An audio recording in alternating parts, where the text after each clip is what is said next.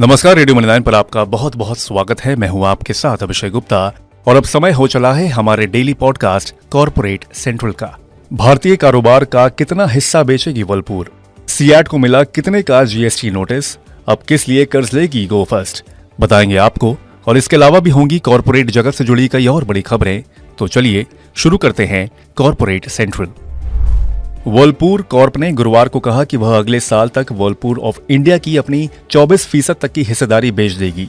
Company कर्ज चुकाने के लिए यह हिस्सेदारी बेचेगी।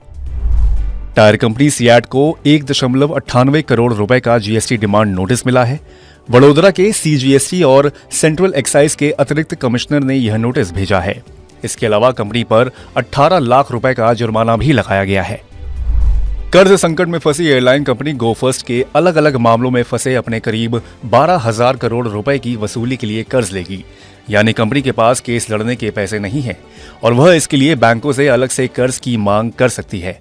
रिपोर्ट के मुताबिक गो फर्स्ट की तरफ से प्लान सौंपे जाने के बाद बैंक उस पर जनवरी से पहले फैसले ले सकती है। एयरलाइन बीते मई से बंद पड़ी हुई है। टाटा कॉफी को वियतनाम स्थित पूर्ण स्वामित्व वाली सब्सिडियरी फर्म में 450 करोड़ रुपए के निवेश की बोर्ड से मंजूरी मिल गई है।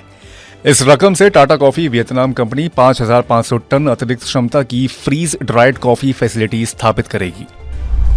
ऑरबिंदो फार्मा की एक सब्सिडियरी को अमेरिकी हेल्थ रेगुलेटर यूएसएफडीए से अस्थमा की जेनेरिक दवाइयां बनाने और बेचने के लिए मंजूरी मिल गई है।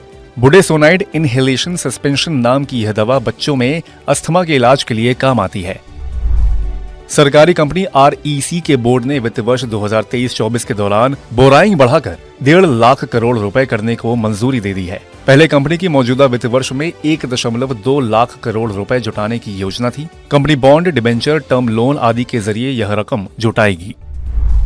थाईलैंड की real estate company Magnolia quality development corporation Delhi NCR में लग्जरी हाउसिंग प्रोजेक्ट डेवलप करेगी। कंपनी की भारतीय शाखा एमक्यूडीसी इंडिया इसके लिए स्थानीय बिल्डर से साझेदारी करेगी। एमक्यूडीसी इंडिया के कंट्री डायरेक्टर ने बताया कि इसके लिए कंपनी ने कई साइट देखी हैं।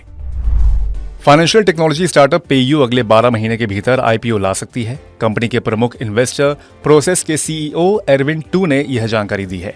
उन्होंने बताया कि मौजूदा वित्त वर्ष की पहली छमाही में कंपनी का पेमेंट सर्विसेज प्रोवाइडर यानी कि पीएसपी रेवेन्यू 15% बढ़कर 21.1 करोड़ डॉलर तक पहुंच गया है।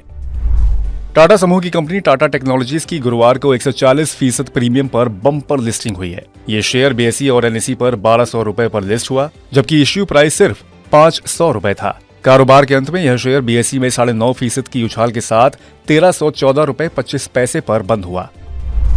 गांधार ऑयल रिफाइनरी की गुरुवार को एनएसई और बीएसई में शानदार लिस्टिंग हुई। बीएसई पर यह शेयर करीब 74% प्रीमियम के साथ 295 रुपए 40 पैसे पर लिस्ट हुआ। एनएसई पर यह 76% प्रीमियम के साथ 298 रुपए पर लिस्ट हुआ।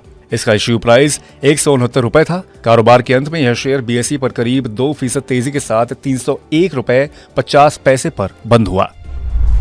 फेडरल बैंक के प्रमोशन वाली कंपनी फेड बैंक फाइनेंशियल की गुरुवार को लिस्टिंग फीकी रही। यह बीएसई पर 1.6% डिस्काउंट के साथ 137 रुपए 75 पैसे पर लिस्ट हुआ। इसका इश्यू प्राइस 140 रुपए था। कारोबार के अंत में यह करीब 1.5% की तेजी के साथ 140 रुपए पर बंद हुआ।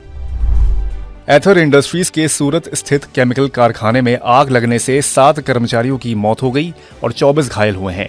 इसकी वजह से कंपनी के शेयर गुरुवार को करीब 6% टूटकर बीएसई पर 52 हफ्ते के निचले स्तर यानी कि 778 रुपए तक पहुंच गए।